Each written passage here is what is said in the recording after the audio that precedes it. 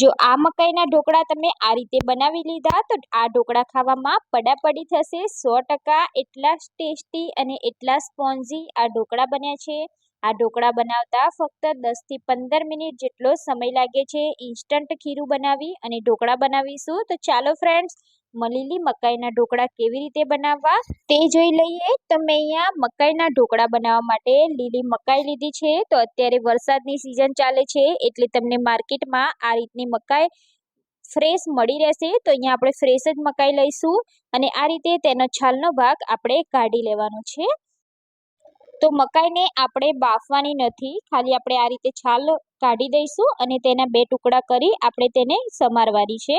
તો તમારી પાસે ડાયરેક્ટ ચોપર હોય તો તમે ચોપરમાં આ રીતે તેને છીણી શકો છો અને તમે ખમણીની મદદથી પણ આને ખમણી શકો છો. પણ આપણે ડાયરેક્ટલી ચાકુની મદદથી આ રીતે તેને અચકચરી આ રીતે કટ કરી લઈશું. મકાઈને આપણે કટ કરી લીધી છે, તમે જોઈ શકો છો. હવે આપણે તેને મિક્સર જારમાં એડ કરી દઈશું અને આપણે બેટર બનાવીશું. તો સૌથી પહેલાં આપણે બધી જ મકાઈ આમાં એડ કરી દઈશું અને બેટર બનાવવા માટે, ઇન્સ્ટન્ટ બેટર બનાવવા માટે અહીંયા આપણે રવાનો ઉપયોગ કરીશું. તો મેં અહીંયા ટોટલ 1 કપ જેટલો રવો લીધો છે અને એમાં આપણે 1/4 કપ જેટલો અહીંયા આપણે બેસન લેવાનું છે. અડધી ચમચીથી પણ ઓછી હળદર એડ કરી દઈશું.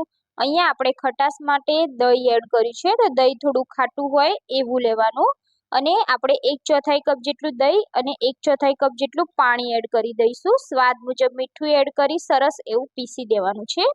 તો અહીંયા આપણે આ રીતનું બેટર બનાવી લીધું છે, તમે જોઈ શકો છો. રિબીનના જેમ પડે એવું આ બેટર બની ગયું છે. તો હવે આપણે તેને એક બાઉલમાં કાઢી લઈશું.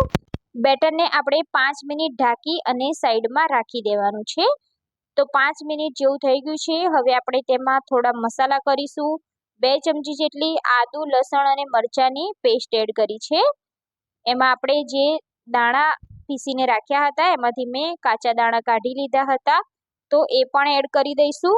અહીંયા આપણે હળદર અને મીઠું ઓલરેડી બેટરમાં જ એડ કરી દીધું છે એટલે અત્યારે આપણે એડ નથી કરવાનું.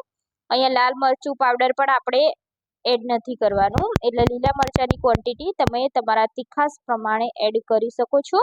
તો બેટર મને જાડું લાગે છે એટલે આપણે તેમાં 1/4 કપ જેટલું પાણી એડ કરી અને બેટરને થોડું પતલું કરી દેવાનું છે.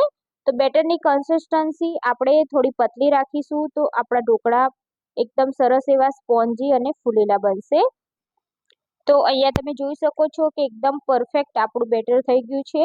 હવે આપણે સ્ટીમ કરવા માટે જે પ્લેટ લેતા હોય એમાં આપણે તેલ લગાવી અને ગ્રીસ કરવાનું છે.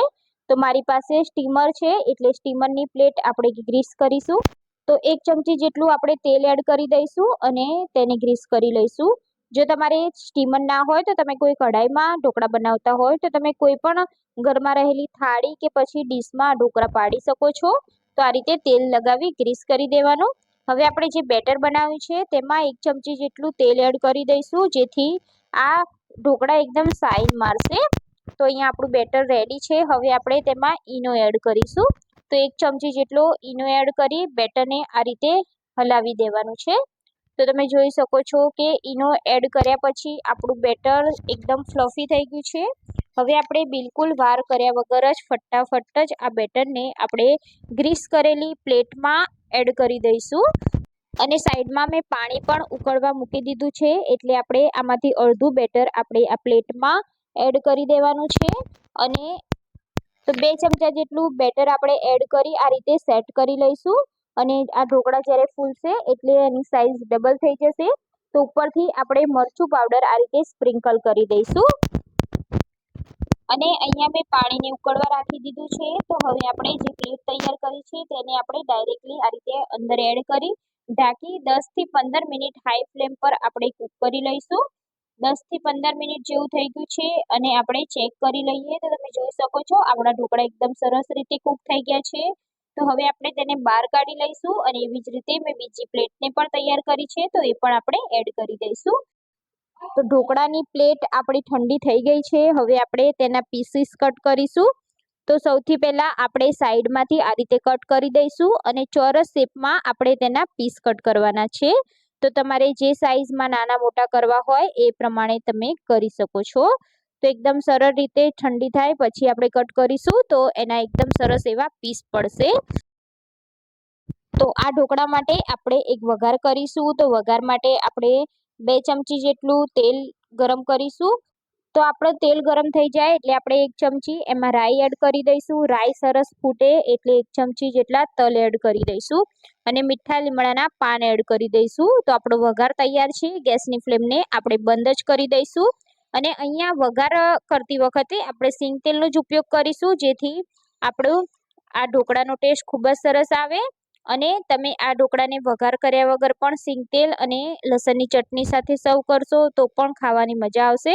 તો આ રીતે આપણે વઘાર રેડી દઈશું એટલે આપણા ઢોકળા ઓર પણ ટેસ્ટી બની જશે. તો અહીંયા તમને હું બતાવી દઉં કે આપણા ઢોકળા કેટલા સ્પોન્જી અને કેટલા ટેસ્ટી બન્યા છે. તો આ રીતે તમે ઢોકળા બનાવશો તો તમારા ઢોકળા એકદમ સરસ સ્પોન્જી અને રૂ જેવા બનશે. અને તમે આને કાઠિયાવાડી લસણની ચટણી સાથે સર્વ કરો જેની રેસીપી મેં મારી ચેનલ પર આપેલી છે. તમે ત્યાંથી પણ જોઈ શકો છો. તો તમે પણ ગરમા ગરમ મકાઈના ઢોકળા વરસાદની સિઝનમાં એકવાર જરૂરથી બનાવી લેજો. તમને મારી રેસીપી કેવી લાગી એ મને કમેન્ટ કરીને જણાવજો. રેસીપી સારી લાગી હોય તો તમારા ફ્રેન્ડ્સ અને ફેમિલી સાથે શેર કરી દેજો.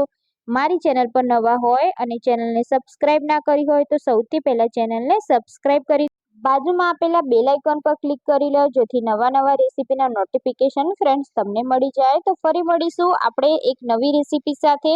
ત્યાં સુધી બાય બાય. જય Shri Krishna. Thanks for watching.